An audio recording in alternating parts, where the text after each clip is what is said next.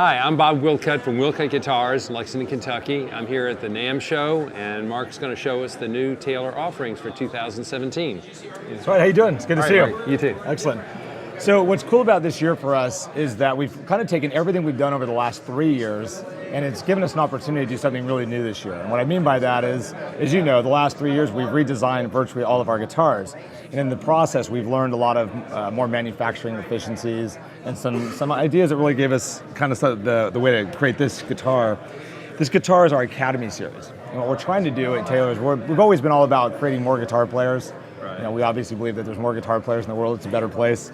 And so we realized also that somebody that is learning to play guitar for the first time, one of the challenges is playing a guitar that's gratifying to play. It's easier to play. And so at the Academy series of guitars, what we're trying to do is create an instrument that is going to give the beginner really the best opportunity to succeed.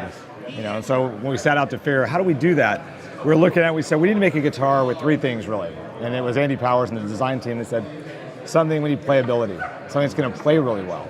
We need durability, something that's going to last a long time and more or less take care of itself. And ultimately affordability, because we wanted to put something at a price point that somebody that's starting out might be willing to take a chance on. And so that's into the Academy series, which is what I'm holding here. So addressing the playability things, what we had to come up with was what's the best way to make a guitar play for somebody new. And the first thing we came up with was a little bit thinner nut width. So we're doing 1/11/16, which basically means the strings are all a little bit closer together. It's great for beginner, great for kids, that type of thing, so it's going to play a little bit easier that way. We also did string length, also known as scale length. They're a little bit shorter, which makes the strings a little more flexible. And then also string height, also known as action. Again, beginners don't know some of these terms, so we use them a lot here. But the action of the guitar is also very low.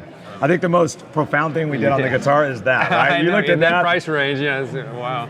It's amazing. So this is called an armrest, and as you know, but what we did here, we were able to bring an armrest to a guitar that was at a more affordable price point, simply because we're sticking with one wood combination, obviously one finish, but the real key is that there's no binding. And since there's no binding here, we're able to do this with machines, and that really brought the cost down, because on our nicer, more premier guitars that we have armrests on, it's very, very labor intensive, and it's a lot of time constraints to build that out.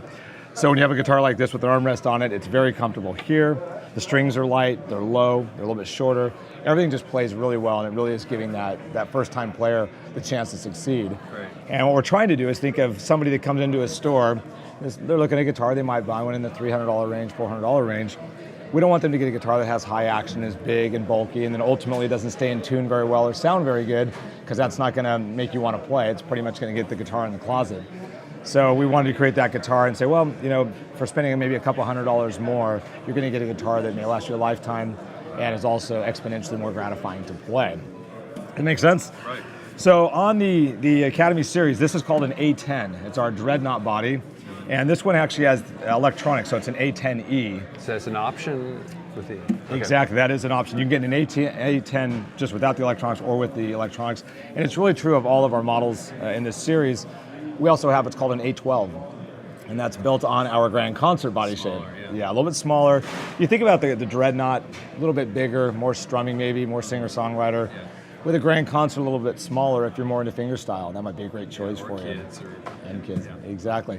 And then the X factor, the guitar that's really cool and really easy to play, we made an A12N, so a nylon string version of our A12, but also on that, the A12, is we did a 12th fret when we added the nylon strings. And what that means is that the neck is now attached at the 12th fret instead of the 14th fret. So everything's just a little bit closer, strings are a little bit easier to play, and it's, quite frankly, in the words of Andy Powers, maybe the easiest guitar to learn on the planet. So, we have these offerings, and all of them are available with or without electronics. And real ebony fingerboard and bridge, too. Real ebony fingerboard and bridge, spruce tops, Sapelli back and sides, light, comfortable, durable, and affordable, because at the starting point at $499 US for an A10 without the electronics is quite a price, and they do come with gig bags as well. That's awesome. Yeah. Amazing product, amazing. Yeah, so that's our Academy series.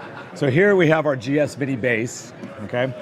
This guitar, or this bass I should say, it found its way, I know I keep calling it a guitar because that reminds me of my GS Mini, so comfortable.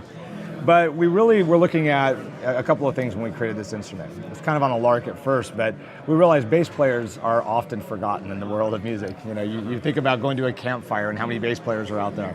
Okay. Right? It's very prohibitive because the bass is a bigger instrument and it requires amplification and those types of things. But also backstage. I'm doing rehearsals backstage often, and it's always a guitar player and a bunch of vocalists practicing, but the bass player is always off in the corner air bassing, right? And then you think about tour buses, if you're doing a rehearsal on a tour bus. So those are some of the reasons that a bass player, and even the couch, how often does a bass player have a couch guitar for them? So we have something that's going to appeal to them, but this is also an instrument that guitar players are going to love. More and more, we find that guitar players are tracking at home and they're doing their own recordings. And sometimes they're bass players, sometimes they're not. But on something like this, it feels very familiar and very comfortable, and it gets some great sounds out of it. And then finally, kind of in keeping in line with the Academy series we just talked about, this is something very entry level for a new student, because in the words of Andy Powers last week, I had a meeting with him talking about NAMM. It was really cool.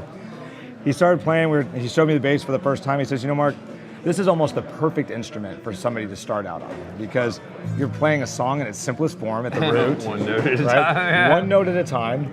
And you get to learn the names of the notes. Yeah, you get to learn the names, and you have rhythm that you're playing, so it kind of puts it all together, and it's very easy to play. So, yeah, I thought it was neat. So we also have electronics and a tuner on this instrument. But to make this instrument, the story behind it I think is really neat. I think you'll like this, and that is, he started to build it, and one of the biggest challenges, there was three main hurdles. One, what strings were we going to use? Two, how are we going to get the strings attached to the body of the guitar? And the tuning pegs. Okay? So for the strings, they set out to figure out how they were going to create the strings to make it work so that the pitch would be accurate, the tension would be right, the weight would be right. So we partnered with D'Addario Strings, and we came up with a nylon core string with a bronze wrap and the EXP coating. So the strings last a long time, they're light, they get great pitch and intonation. And these are available through Taylor? Through Taylor, I believe, yeah, and through D'Addario as well, but it's exclusive to this instrument. Cool, yeah. So once Andy solved for that was a big weight off his shoulders, but then we had to figure out how to put these strings back here. So he invented what's called a dual-pronged bridge pin. And the real problem with the regular bridge pin was the string had to come out at a 90-degree angle. And with a bigger bass string, that's hard to bend that string like that. And you lose some tone, apparently, and some of the vibration. So he created this little pin. It's really cool, where you put the string and you push this pin and it goes around the string. The string gets forced more to the back. As you can see, the angle right there is a little less steep, right? Huh.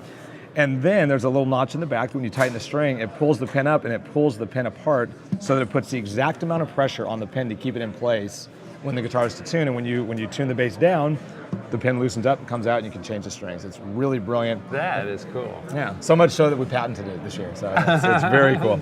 And then the last thing we had to solve for was this right here, these posts. These posts had to be bigger to accommodate bass strings, but we didn't want big, bulky winders. Yeah. So we worked with one of our tuning manufacturers and designed this with a bigger post, the smaller back and sides, so that you can not have a top-heavy or bottom-heavy bass. Thought of everything. Really did, and it's super fun. So with the electronics on board, you can plug it in, you can play, you can record, you can sit around a campfire, and listen how loud it is.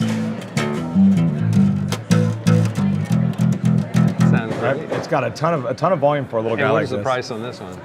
So with the GS Mini Bass, you basically get everything that works for bass players, for new students, as well as guitar players that may be tracking. It's very portable, and it comes in, it starts at $699 in the US. And it's with a bag. With the bag and the electronics. All right, so what we have here is one of our new 800 Series Deluxe. And what we really wanted to accomplish with this guitar was we wanted to kind of marry the 900 and the 800, have something in between. We wanted the tone, the comfort, and the playability of our 900 series, but on something a little bit less ornate and a little lower price point. So effectively, almost like turbocharging the 800, because that's such a great series for us. It's one of our flagship series.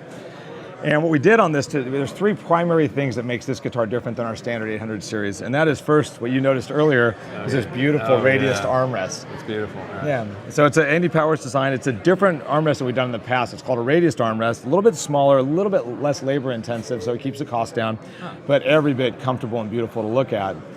And not only is it beautiful and comfortable, but it's also functional in that it keeps your arm off the top of the guitar. Right. And in keeping your arm off the top of the guitar, it's going to resonate a little bit more. We also added Adirondack spruce bracing to it, which again, it's a little bit more power, a little more volume out of the instrument. You can dig in a little bit harder. And couple that with keeping your arm off the top, you just get that better tone.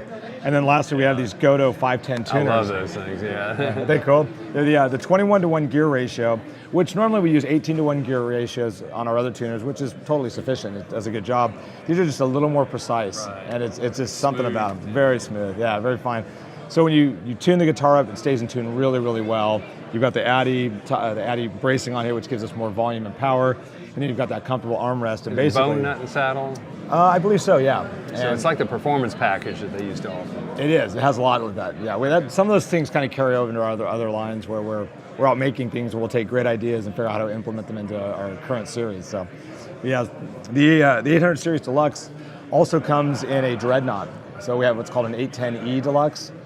And then we also did it in our small body, our Grand Concert, that's called an 812 CE Deluxe 12th fret. So it's the little guy, but it's got the armrest, it's got the Adirondack, it's actually different tuners because it's a slotted head. Yeah. But just a little cannon of a guitar and really fun to play. So I think it's something that when we do something like this on one of our established lines, it's really for our established customer base.